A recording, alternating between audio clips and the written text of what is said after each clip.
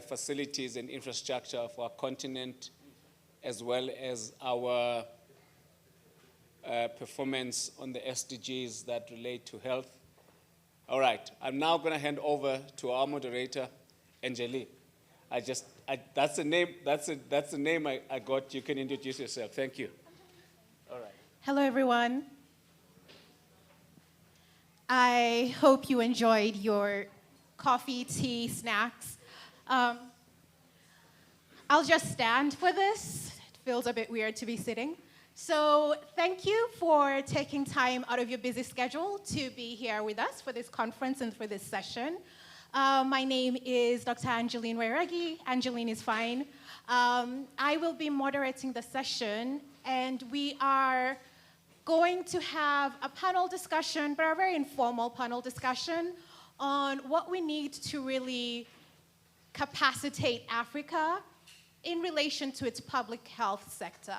So I think one of the things that has been very clear in the past 5 years since COVID, I should say, is two things. One, the need for Africa's self-sufficiency, and that's been an ongoing conversation.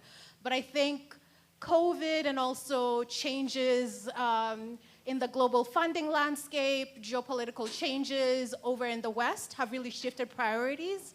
So it's become more clear that we need to rely on ourselves.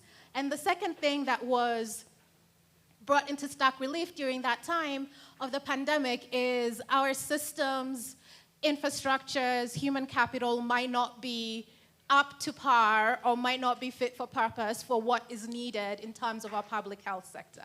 So this session will really go into what does that mean for public health, what does that mean in terms of capacity strengthening, and what are some of the interventions that are in place or that we should be able to think about when we're thinking about capacity strengthening Africa's public health sector, specifically for research.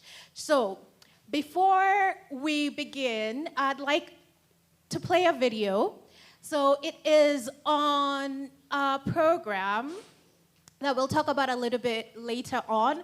But the context here is one big part of innovation, which is what we need in the public health sector, is research. Unfortunately, in Africa, for whatever reason, we either are overlooked or we overlook ourselves in terms of building our systems to be able to actually have a fully robust research and innovation ecosystem. So this is a program, this is one of the interventions that we'll be talking about that has been put into place to address that. So we'll watch the video and then I'll introduce the panel and then we'll start our session. So thank you.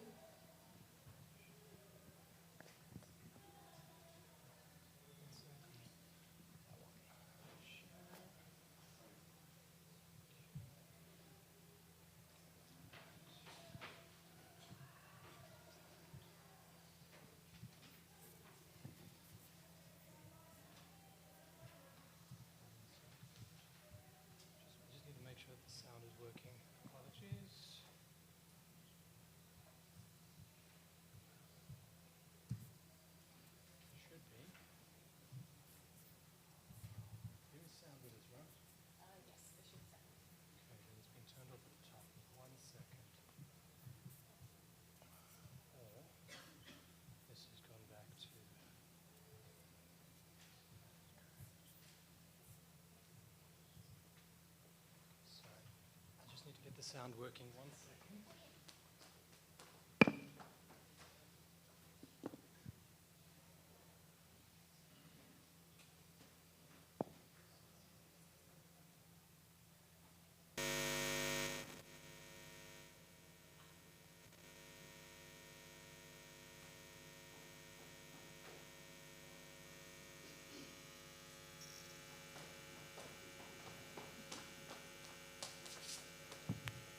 African scholarship produces African scholarship produces African scholarship produces and scholarship produces and scholarship produces and scholarship produces and scholarship produces and scholarship produces and scholarship produces and scholarship produces and scholarship produces and scholarship.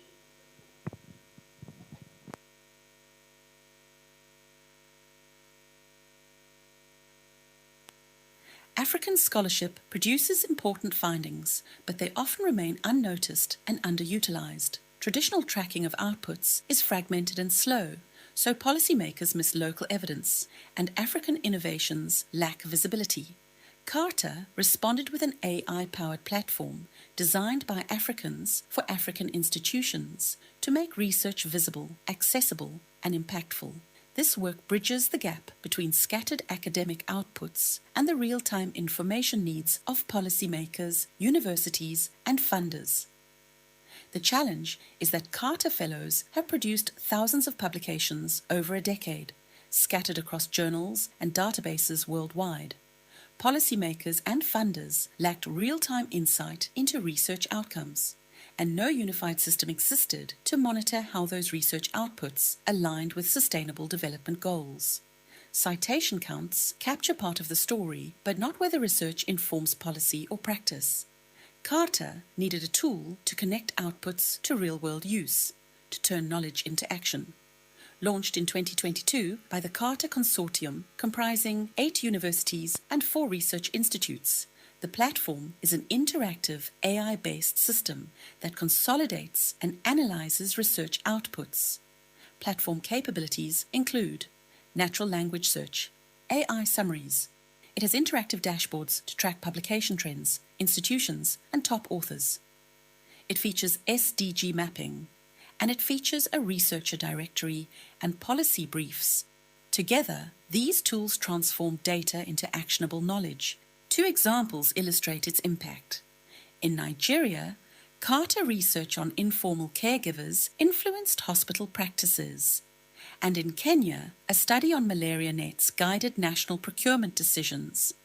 These examples showcase how Carter research travels from lab to leadership, accelerating policy impact across Africa. Since launch, Carter Evidence has indexed over 6,500 publications by fellows, with the majority of SDG alignment in health. Platform engagement has skyrocketed. Researchers, policymakers, and funders are actively using the platform. For institutions, Carter Evidence enables real-time tracking of research productivity. It offers funders and deans evidence of capacity building returns. It facilitates interdisciplinary collaboration and mentorship. It highlights gaps, emerging strengths, and alignment with national priorities. And it supports data-informed planning, proposal writing, and institutional strategy. Carter Evidence inspired CB-SITS Africa, a pan-African system tracking research outputs and impact across multiple programs and networks. Since 2022, we've scaled from a single consortium to a continent-wide ecosystem, capturing and visualizing a wide spectrum of scientific activity and transforming how African research is tracked and translated into policy. Universities can adopt or adapt the platform for internal M&E. Policymakers can use platform insights for evidence-based decisions. Funders can invest in scalable African-led AI infrastructure. And partners can help extend features, language support, and sustainability. Carter Evidence proves Africa can lead in responsible AI for science. It bridges gaps between research, policy, and innovation. Its scaling across Africa offers a shared, smart, impact-driven ecosystem. And with your support, we can ensure African research drives African futures.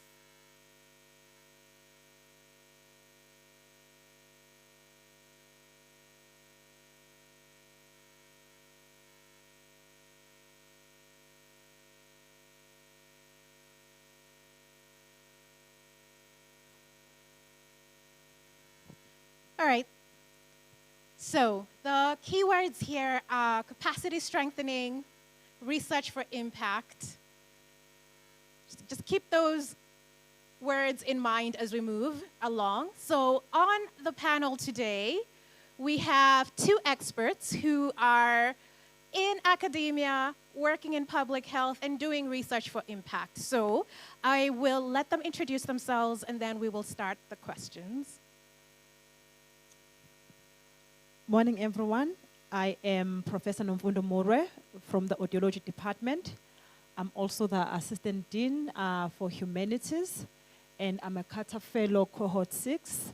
So the program that we're just talking about, I'm a beneficiary of that program. Thank you.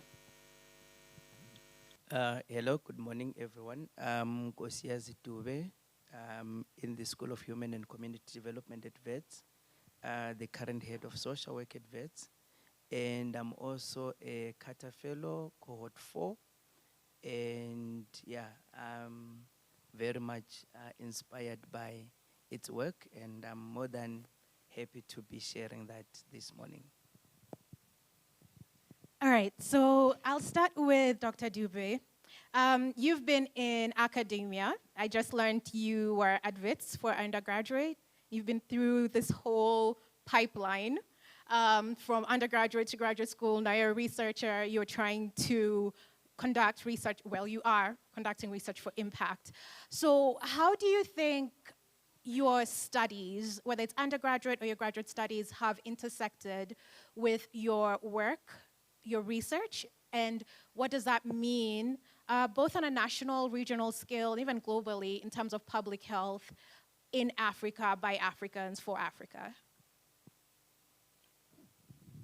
Thank you very much, Angelique. I think to start with, I am, my research area is on informal social security, and I'm currently working on stokvels, those who know stokvels in South Africa, and or rotating savings and credit associations.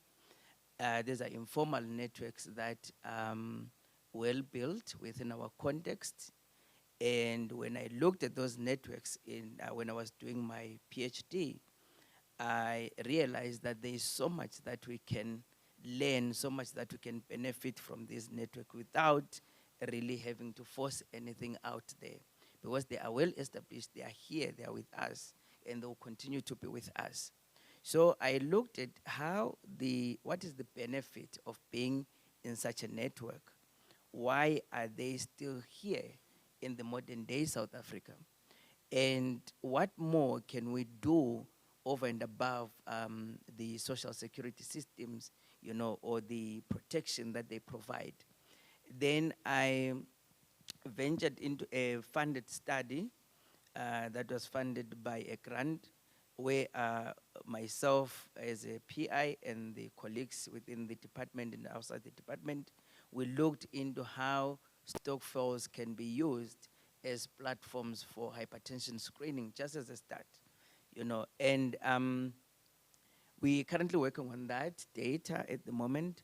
And I realized that I think before we even go out, we have so much that we can harvest within our own context. Looking at hypertension and the perceptions, within our communities, and how it is viewed and how sometimes it's just left undetected for several reasons. I think we have always tried to equate Africa with the developed world, and we can never operate at the same space. So we have these informal networks, these people who meet on a monthly basis, and we know that we can use these networks to kind of leverage whatever we want to find out in terms of public health outcomes. Then in that study, I was going to their comfort zones, not taking them out from their daily lives, their daily activities, and we spoke to them there. And there was that, interest to say, if the service is brought to the people, there might be uptake. But I cannot take somebody who is an informal trader, a vendor in the street, to say, go and check for this, go and check for that. And within those networks, what I also realized was the fact that, I think maybe it's a given, Africans will like sharing things. I get my own hypertension medication. I share it with Nomfundo without even Nomfundo going to the hospital or to the clinic to see if that's relevant to whatever she needs. And there was so much that was happening. And I'm like, why can't we then introduce something within this space that does not take these people away from their spaces, and then we can run with it? That's how this funded program came about. So I talk more about CATA because for me, this is one of the organizations that is really trying to keep researchers or experts within the continent, you know, because I think most of us, when we graduate, especially with our masters, we do our PhDs outside and we never come back. And CATA is trying to say, how can we build capacity within the continent using the minimal that we have? Same question. Thank you, Angeline, for that. So for me, I am an audiologist, so specifically an occupational audiologist, where my interest lies in noise-induced hearing loss in the workplace. In particular, I look at, most of my work is done in the mines, where we have mine workers who are exposed to noise. So as you can see, what I look into is already an area that is neglected. Not much is done about noise, and not many people know about the impact of noise on your well-being, on like psychosocially, emotionally, socially, economically. So already when we just talk about noise, we don't think much about what it does. And then also when you talk about mine workers, they are neglected in a sense that when we talk about jobs that are out there, they are not mentioned for the most part. And we forget that the kind of job is what generates most of our income or our economy as a country. They are the ones who have the most contribution in our GDP and things like that. So if that workforce is neglected and their health and well-being is not taken into consideration, they are not the only ones who will suffer. Yes, they will be the primary sufferers and with their families. Because, I mean, if you look at the history of mine workers, it's historically black males who were uneducated with a specific skill. And once you have a hearing loss, which is what most people do not know, is that you cannot reverse that loss, which means you become a health and safety hazard. Then you may lose your job at a young age. So for instance, my research shows that if a person is exposed to noise for 15 years without protection, they will lose their hearing. So we know that mine workers, most of them start early. So let's say we take a 20-year-old, we put them in the mines, they're exposed to noise every day. 35 years, they will have a hearing loss. This is a person who's still 30 years or more from pension, but already they have a disability. And you can't put them anywhere else to say, you will work here. So that is what my research has been about, looking at the neglected condition in a serious condition, in a neglected population, which is the mine workers. And what my research showed that there are interventions that look at protecting workers from noise-induced hearing loss. However, when those interventions are being developed and implemented, the main beneficiaries, who are the mine workers, are not involved in any space. They only get told wear this, use this, and they're not even told why. And so they don't even get training. And what we've seen is, I mean, we do it, all of us. When a person doesn't explain why you should do a certain thing, you will do it when they are watching, right? But the moment they turn their back and they're not looking at you, you will carry on with life. And what is very important to emphasize is the fact that, like I mentioned, noise-induced hearing loss takes a long time to manifest. So people will be in the mines for long and be like, what are you talking about? I can still hear. So they have no motivation. So now with my research, what we've done is giving voice to the mine workers to say, you are the beneficiaries, you are the ones with the lived experience. You know what works and what doesn't work, and you know what you will use and you will not use. So now my research then focuses on bringing mine workers on board and amplifying their voices so that whatever research we are doing has an impact. Because, I mean, if we look at most of us will do our PhDs just to get your degree and get your paper and be called a doctor and all those many things. But how many people actually take what they've learned and then they go back and make a difference? Because what we need to understand is Africa, a PhD is no longer about you as an individual getting your degree and achieving the milestones that you're looking for. But it's supposed to be a tool for change, where you use the tool, the skills that you've gained, to go out there and make a difference and ask yourself, what impact can I make? What changes can I make? Because we are now living in a world where every ounce of impact makes a difference, especially if we're talking about health, and especially in the mine workers, where already we know that some of them are infected with HIV and TB, there's safety issues. So there's a lot that they're going through. And making those small adjustments of changes and including them in that makes a difference. And for me, that is what impact is, and that is what change is. Bringing their voices and exposing them to the realities and let them tell us what is the lived experience, and using the skills that we acquire when we train for our PhDs to make that difference. That is very, very well put. So that's an excellent segue. You said that getting your degree, getting your doctorate, research, those are tools for change, right? You're not getting the degree just to be called Dr. So-and-so. There is impact that you should be striving for. So off of that, I am going to make the assumption, and I could be wrong, that both you and Dr. Dube did not emerge fully formed as researchers, right? So my next question is, I want you to throw your mind back, many, many, many years back. You're a young undergraduate. You are starting off. You think you might have some interest in doing some kind of research, or you have no interest. It could be either or. What do you think you are lacking in terms of skills, in terms of knowledge on what type of research you would like to pursue, or if you wanted to pursue research, what was the spark that led you down this path? What are the skills that you are lacking that you gained as an undergraduate, as a master's student, as a doctorate? So individual skills that you are lacking that you gained.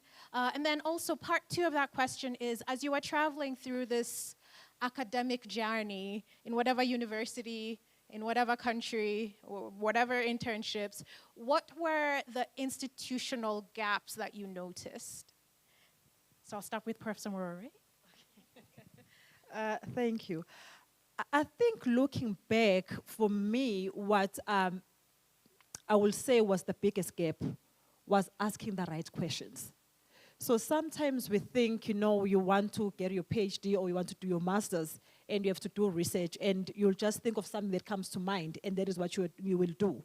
But in actual fact, you need to ask the right questions, questions that are going to have an impact, questions that are going to be measurable, and questions where, when you are done with what you are doing, you can be able to go back and say, this is what I have done. So, but I think for the most part, what we do is, especially even with our supervisors, because sometimes we do not know better. When we know better, we do better. And also, it depends on the environment you're in, what drives you to actually ask the questions that you want to ask, or to even get the degree that you want to get. Because those things, the pressures that are around that, will then either make you ask the right questions, or you'll just ask questions for the sake of asking questions. So the environment becomes very important. What is the culture of the institution, right? What informs the research that is being conducted? And who conducts this research? With what resources and with what skills? And who passes those skills on? Because like you said, rightly so, when you start off, you have no skills. Undergrad, you just do a mini research, like, you know, just to get you through an intro into what research is. And then we make an assumption that when you go into your master's, you'll know what to do. So now if you are not equipped and you do not have a supervisor who will have that beyond supervising you, have that capacity building, where whatever skills they've acquired along the way themselves, they pass that on. And then also mentorship, because we always think like mentorship comes later. But when you have mentors, when you are starting off, people who've walked the journey and who know what matters, then that is where you'll be able to ask the right questions with the impact and bring the change that we need to see. Thank you, Angelique. I think for me, with research, when I look back, I have always been a very curious someone. I will share something. I once killed my mother's chick, trying to check how the arrangement is like inside. What makes it walk with those two legs? And I was very honest. I told my mom I also wanted to check how the brain looks like. What makes it think this way, and not this way. So, and that was, I think for me, it was just being mischievous as a young person. But I have always questioned things, how things happen. And with this, I have seen that in our communities, when we're growing up within the South African space, where you are in the townships, I have known researchers ever since I was maybe around 5, 6, coming to our communities, our mothers going to these clinics, there is a trial on this, there is this on that. But I ask myself, what are they doing? Then what is it that they will bring back for us when, they have found whatever they want to find? And there was absolutely nothing. And I also looked into the issue of this flying out the best in Africa, out of Africa. That it's a Harvard scholarship. Everybody wants his or her child to go to Harvard. It's MIT scholarship. But what is it that is remaining behind? Who is going to do this research within the African context and also with the minimum resources that we have?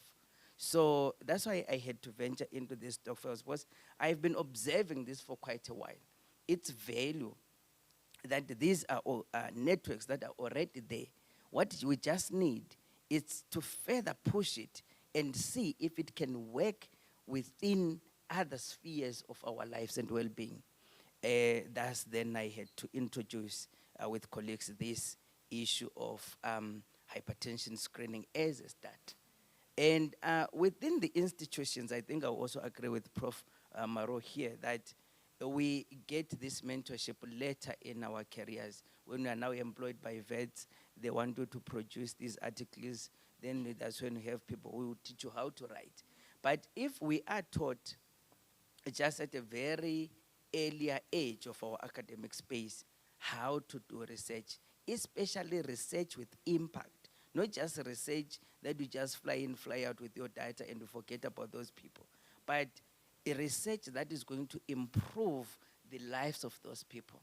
And I think what I've always struggled with is that we are very comfortable as researchers to go into these very less privileged places to get our data, and we leave the place like we find it dirty, you leave it dirty, you never go back. But for me, it was like, let me see these people.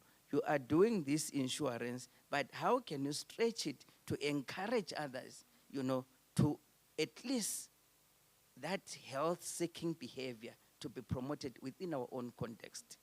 And I'm able to say that I think at some point I also convinced one of the colleagues in Tanzania to say, just look into this, you go out into the communities, let's not bring things to them, but let's ask the communities what is it that they can do to improve their housing so that at least we have less malaria coming in with whatever resources that they have so that we control malaria. So we have the resources, but I think sometimes our things are not valued outside. They are not seen as research. You can't tell someone that I'm doing this. Somebody say, no, we want somebody who will come in and tell us what is happening now with, this cancer and this and that. But these things that make sense to us, they're not seen as research. And you struggle to find funding. But to get an organization like CATA, which say, go out, do what can have impact in the communities. I think that was best for me. And within the institutions, the other gap is that, sometimes we just come in and we just compete. And now I want to be prof, so I have to do this. But where we are drawing this knowledge from, we don't normally go back and look into those people. And our research, like in the video, indicated that whatever we do, it's not really taken seriously. It's not seen as research. So it should begin by us making that impact and going back and fitting back the resource, and plowing back the resources that we might have, the minimum that we have within our communities. And also at the same time, capacitating those people. You will have done something in those dog fells, more than just the monthly meetings. They now know that in this time, these people will come and I'll be served. And they can stop also sharing their medication with others, you know, because they will have been educated a bit. Thanks. All right, so thank you. You both touched on something that I think is really interesting. You both had the term questions in your answers, right? Professor Moray, you said you need to ask the right questions. Dr. Dube, you said we're not asking the people who would benefit, right, directly these questions. So let me ask the audience, one, to make sure that you are with us as you check your emails. I see a lot of laptops open. So how many think that, question one, show of hands, that we in Africa, as African researchers, that we are conducting the right kind of research? Right kind meaning research that is trying to impact our communities here on the continent? Or are we just doing it so we can have citations? So how many think we're doing it the right way? Show of hands. Okay, you can do this. All right. Okay. All right. So yes, impact is a factor, but also we need citations to, you know, career trajectories are a thing. Publish or perish is a thing. All right. Okay. So second question is, we're sort of maybe kind of doing it the right way for the right reasons. Do we have the skills? One, do we have the infrastructure? Two, do we have the finances needed? Three, to do the research that we need to do? Show of hands. Oh, not a hand. Oh, okay, to some extent. Okay, all right. So of those three, what is the most dire? The financing, the human capital, or the infrastructure?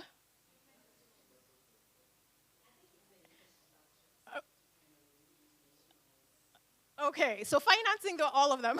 Financing, human capital, infrastructure. So let me pose the question to our panelists.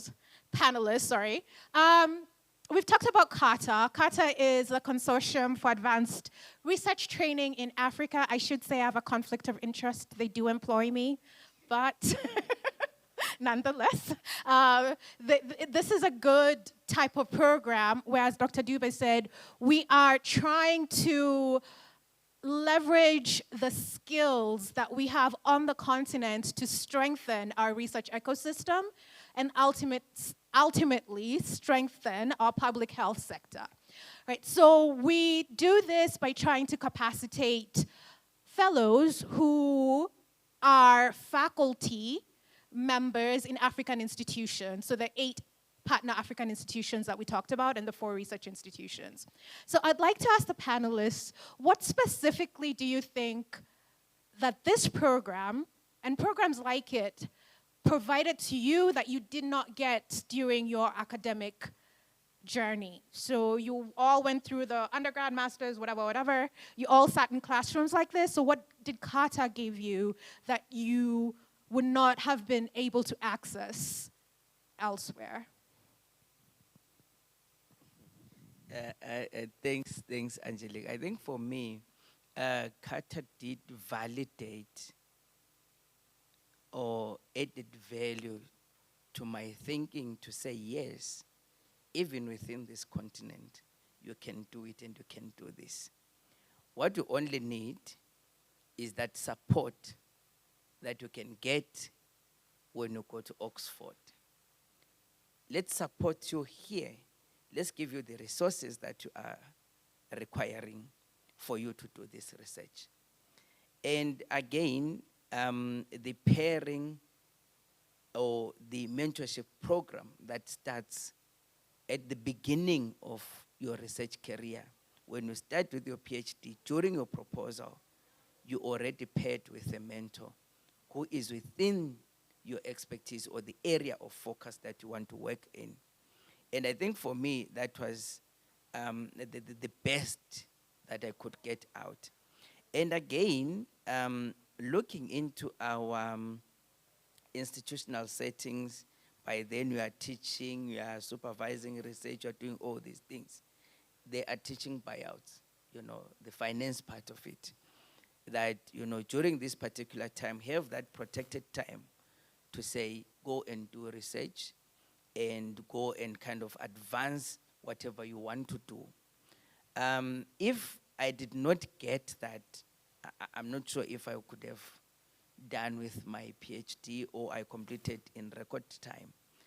Because in most cases, you are doing your PhD, but at the same time, you are expected to do what you are employed to do in these institutions or in a research institute.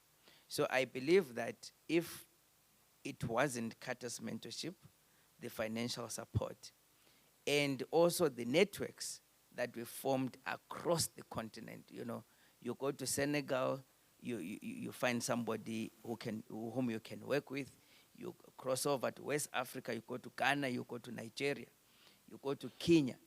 And I think that network, the sharing of ideas from different contexts, also kind of made sense for me that, yes, I can, do something with this. But the most for me was the validation that do it here and you can do it as long as you have the support.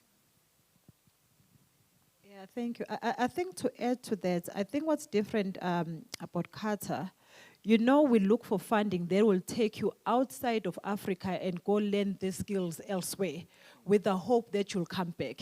And we know that some people do not come back. So what Carter does differently is they will leave you in the continent, but they will bring expertise from outside to come and give you the knowledge and the skills to use, to then talk to. I think going back to the question you asked, is it the infrastructure, is it human resources, is it finances? I think what we're lacking is finances. With our human resources, we can grow our own timber. We have all the skills and the knowledge that we need. And we know our infrastructure, we know what works with what we have.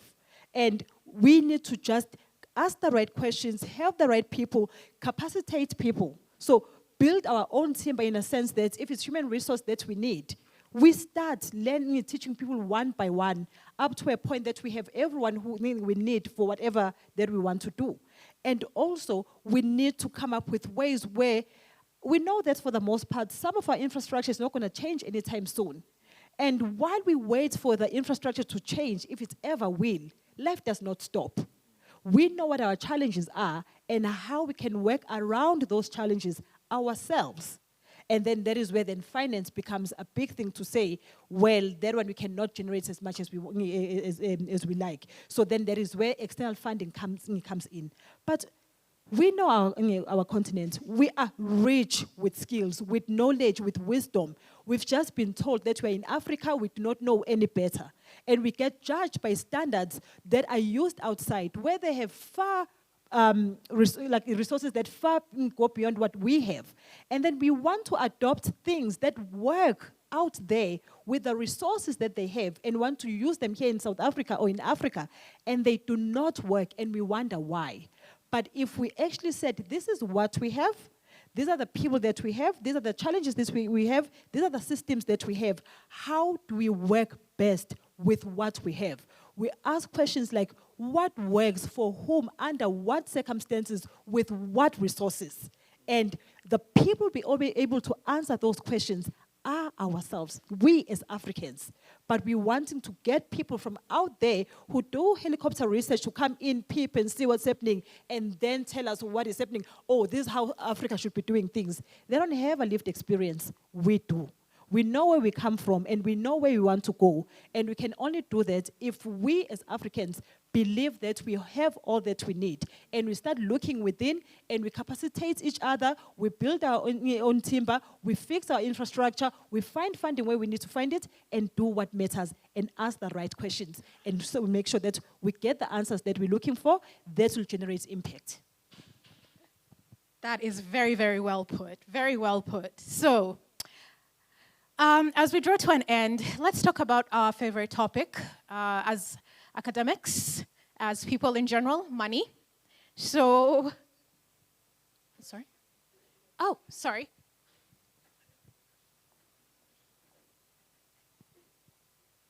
The reason I'm trying to attract attention, I know when you're standing there, you can't see this side. Thank you. Thank you so much to the profs and the doctors for such an inspiring presentation. It's also guilt-inducing on my part. Firstly, my colleague over here, Ashraf, has been calling me doctor the whole morning, and I try to resist the pressure because I want to be a doctor who's impactful.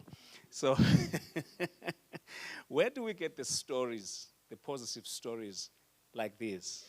Because the only time we get stories is when there's a gadget that has been produced, let's say by a PhD, but when it's not like a gadget or a pharmaceutical stuff, we don't hear about the impact, such that a lot of stuff that you read, you hear that Africa is producing all of these PhDs, but the problems are growing. It is maybe because we do not know of these kinds of stories. So what is being done to amplify and to profile stories like these, which may not be like a gadget or anything like that, but which is about information, projects on the ground, and stuff like that? That's the first question.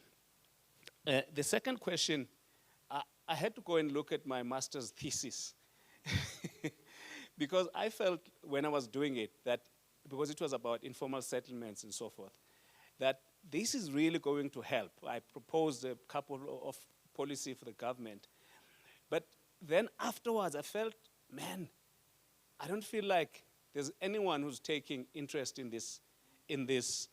How do you activate your researchers' agency to be able to take the stuff that you have worked on and make it in such a way that it is taken seriously? Because you can do it as an individual. I tried and went to ministers, meet with the departments involved and so forth. But how do you do that when you have a good research which you feel can contribute to a particular demography, but you don't feel like it's been taken seriously especially by the people that can do something about it? So I'm trying to find out what is that agency, what is that stuff that you can do to make sure that your contribution is taken seriously by the powers that be. Excellent. So the question is, how do we get the stories of impact? How do we amplify those voices, those stories of impact? And I'll add on to that, how do we leverage those stories that show our skills, that show that we do have the capacity? How do we leverage it to get the financing that we need, to get the money that we need, to get the infrastructure that we need? I think I'll leave that question for my colleague here. He will answer that one. I think what I want to answer is the last question he asked about when you see there's value in what you're doing, but ministers and people who could make or bring about the change are not there. So what do you do in that situation? So for me, I've got a personal experience with that. So the first thing is, do you believe that what you're doing will bring impact? Because if you believe that is what it is, you will stop at nothing to make sure it happens. So I completed my PhD in 2018, right? And then when I was collecting data, I mean, everyone knows that mines are very, like they're red tape everywhere. When I was going in asking for the data, and it was also around the time when the case with silicosis came in, where they were being sued because they exposed mine workers to silicosis, and then they were sick and all those things. And then now I'm coming in and saying, please give me your data on noise. And they're like, you're going to run us into the same problem. Like, because, I mean, researchers came and said, give us this data, and we did. And we ended up with problems. So they refused. Mines refused totally. You know what I did? I went and I wrote a paper about it. access denied. Look it up. It was my first paper. It's not the best written paper because, I mean, there it was like anger and like, who do you think you are? But I went and I wrote a paper about it to say, I've been denied access. Why am I being denied access? Because there's a real need that we need to talk to, right? And then another paper that I wrote was about audiologists. Like, I know my role in the management of noise. And here mine's refusing to let me in. I wrote another paper, where are the audiologists in the management of noise in the mines? That's the paper thing I wrote. And those papers got the minds talking, because also I'll go to their conferences and ask questions, but I was quite visible to a point where when I was done with my PhD and the work that I was doing, because I'll also ask, who is training the mine workers? This is what you're looking for, but who is training them? What are the stakeholders saying? So I used pen and paper to write about what was happening, and they don't like negative attention. So they ended up saying, okay, fine, come, let's sit. What do we need to do? I can tell you now, I've gotten people to start thinking about the role of audiologists in the mining sector where noise is concerned, right? I've trained doctors in training who are occupational health and safety, or occupational medicine, because I'm the one now who teaches them, especially with Stellenbosch, about audiology and noise and who should be doing that work. But I didn't just get there. I started by asking the questions and putting pressure and saying, I will expose everything that you do. And do it the right way though, hey?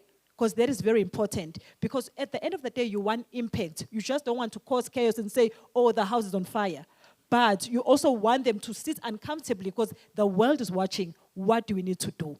Have the passion and be willing to go through whatever you want to do and believe that what you want to do will be done. It may take you longer, but at the end of the day, it will be done. Thanks. Just maybe to add on that, but also looking into the other question in terms of who can tell our stories, especially those stories that are not seen important, but yet they value and the impact out there. I recently learned that, Wits as an institution has so much power to bring anyone here anytime they want. And using that angle, I have, I think our school has been lucky this year that we launched the gender chair, such a chair for the Chancellor's Fund or something. And saying the Chancellor there, I thought to myself, if the Chancellor can be here, so that means we can use the Chancellor via the gender lens that she is launching here to bring these people, the policymakers, to come and listen to these stories. Recently, there was a study, I'm not sure some of you might have seen it, on homelessness within the Joburg or Gauteng area. And the stakeholders that were involved in that study, there was quite a number of interest because business people feel it's homelessness that is driving business out of Joburg. We can do that, but what do you do to the homeless at that particular time? You want to create business, you drive them out, but then what is it that you have provided as an alternative? So we are yet to see the second phase of that study, and the powers be to come here, because Wits has all the power. And through Wits, we can bring even Cyril here anytime. So let's not tire. Let's not give up anytime soon. But let's push this and let's force it so that these things that are beneficial to our people are also heard. Thanks. Thank you so much. So we are running out of time. So last thoughts. Or if anyone has a parting question. Yes. Oh. 30 seconds, please.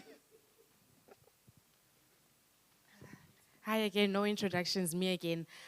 This is very personal to me. I have an autistic son, and I recently interacted with a neurodevelopment doctor for kids, pediatric daughter. And she was saying that, you know what, the research is there. My question is, do we still need so much research? What is being done up? Okay, are we doing enough research with the practical part of things? Because she's saying that even nurses can't diagnose kids that are autistic or have Down syndrome and things like that. And things like Down syndrome you can see from just the eye. What is being done with research in terms of the practical part of things? I think there's a hand at the back. 30 seconds, please. Okay, myself, I was talking about, as I hear, I say the representative there, they're talking about assistance to the community, about noise that is there in the community. Okay, myself, I was talking about maybe something which I would, if I would place it there, that it's disturbance. Like in our communities, like where we are staying, like there's something which is like the way we are living. In fact, let me say the leaders that we are having in the community are the councillors. Something like this. So now, becomes in a way that maybe when we talk about infrastructure, like maybe the infrastructure that they did for people because of the, the community has grown in a way that, okay, it's grown in a way of shacks and all that. So now finding that they fix I would say the municipality or those leaders, they fix the locations in their way. So now finding that where we are staying, there's, I would say it's swamp. Maybe there's, the place is not good, like in a way that there are, also, the sorishes, there are, it's sorish like everywhere. So now there's another place there that it's a mess. In fact, they built for people to stay there, and now there was not a dam there, but now there's a dam, and a dam of storage, and then the community is staying there. So now, and then those leaders who are called the councillors, now they came to try to solve that. In fact, to solve that dam, then. But still, there's nothing that was done. They just they eat money as usual, you know, Yeah. in what they are doing. So now that part of noise that now the community is troubled to those leaders because of, in fact, it needs them, it needs assistance, in fact, the community. But now, so, and therefore what I'm talking about, if I'm talking about that environment, I'm still talking about what we're talking about, the climate now, like that. So that means the climate where people are living, it's, you know, they are like frogs now, you know. So, you know, I'm talking about that now. How can there be a help, and also maybe the representative there, maybe they can see how they can help, like in that part, because of. In the community, when they did try to help, in fact, there are other people who try to bring the projects. Now, those leaders that I'm talking about, they don't want anyone to work. If you come with a project, they want to take that project to themselves. Now, the community doesn't go forward. Yeah. So thank you, as it seems I consumed more time. Okay, so I'll just quickly answer the first question. Have we done enough research? That is exactly where the problem is. We are doing research, but we're not translating that into knowledge, into practice, and which is where the problem is. So which is why I was asking, also, what is your motivation for getting your PhD or whatever it is? If it's about getting that certificate, you will go do research and ask all these questions, and then you leave it there to collect dust. But if we really went and then implemented what we found out, some of the questions that you were asking would be answered. So yes, we are doing so much research, and we don't go beyond into translation.